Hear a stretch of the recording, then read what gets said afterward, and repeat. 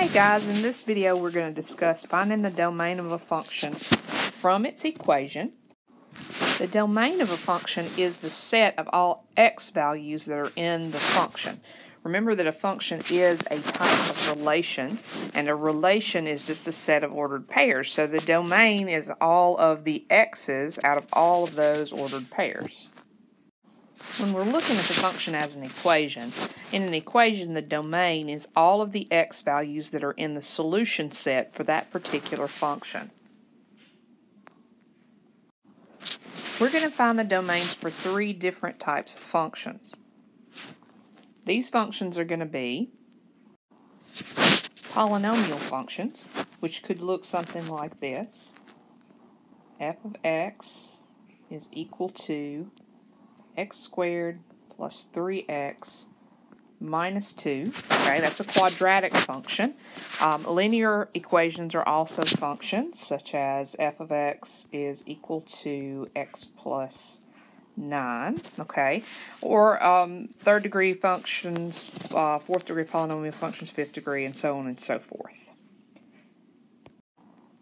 Rational functions, which are functions that include an equation, where we have a fraction, and the fraction has a polynomial on top and bottom. An example of that might look something like this. G of x is equal to x squared minus 9 over 3x plus 2. That's a rational function. Alright, and then our last type of function that we are going to look at the domain for. Radical functions with even roots. Okay, so radical functions with even roots might look like this. H of x is equal to the square root of x minus 6, or g of x is equal to the square root of x squared plus 4. Okay, those are radical functions where we have a root that is an even root, a square root in our case. Okay, the reason why we split the radical functions into two groups, one with even roots and then one that would have an odd root. Odd root radicals don't give you imaginary numbers, but roots that have even indexes, like square root, they will give you imaginary numbers. And those are the values that we have to be careful with. We don't want to produce imaginary numbers when we plug a number in for x, because we can't graph that. Okay, so let's take a look at the process with each one of these as far as how we figure out what the domain is. We'll switch back to our polynomial equation. For polynomial functions, the domain is always all real numbers.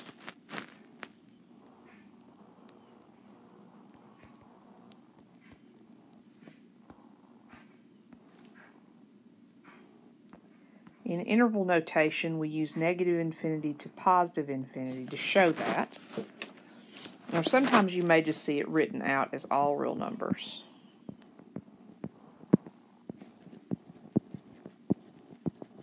Okay, and this is always. You will never have a polynomial function that does not have a domain of all real numbers, because there's no x value that you could plug into a polynomial function and have it cause a problem, have it give you no solution or an undefined solution or an imaginary number. Okay, and so every single x value, every single real number x value that we could plug in will work for a polynomial equation. Alright, now let's talk about what happens with the rational functions. For a rational function, we have a little bit of a process that we have to go through to find what the domain is. What you're going to do is set the denominator equal to 0, or for that matter, not equal to, is probably actually better, and solve. Then take those values out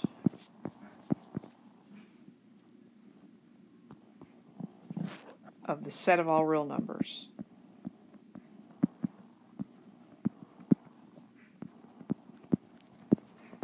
So we're going to find these values, which are actually the excluded values for the rational function, and then we're going to pluck them out of the set of all real numbers, that negative infinity to positive infinity notation, okay? So let me show you how to do that. Let me scoot us up a little bit here and see if I can pull this, this part down just a little bit here. A little disconnected. Give us a little bit of room to work a problem out. So let's say I've got f of x is equal to x over x squared minus 25. Okay, so we set the denominator not equal to 0 and we solve it. Okay, so x squared is not equal to 25. X is not equal to plus or minus the square root of 25, which would be 5. Okay, so this gives us the numbers we're going to take out of the domain, or of the set of all real numbers. Okay, so over here, I've got two numbers that I need to make a cut for, one at -5, one at +5. If you only have a single number, then you only make one cut, okay? We start at negative infinity, and those are our only two numbers that are problems. So we'll go to -5. We'll make a cut by stopping the interval at -5, putting parentheses there to show that -5 is not included. Then pick it up on the other side, use a union to tie the two together. We'll go from -5 to 5, and then 5 to positive infinity at the end there. It's a little bit cluttered in here. I should have left myself a little bit more room. But there's our domain, okay, for that particular problem. And you do the same thing with the rest of them. Set the denominator equal to 0, solve for x, and then pluck just those particular numbers out of the set of all real numbers, and that's your domain, okay? All right, let's move on down here. And we'll look at our radical functions.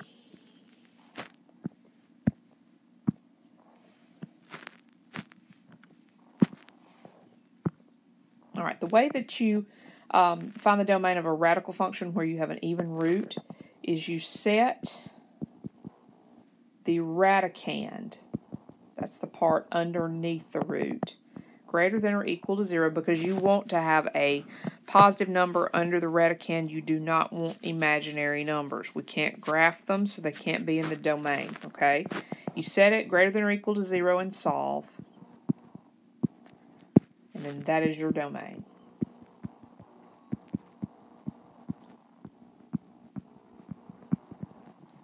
So what we would have, maybe I've got g of x is equal to the square root of x minus 9.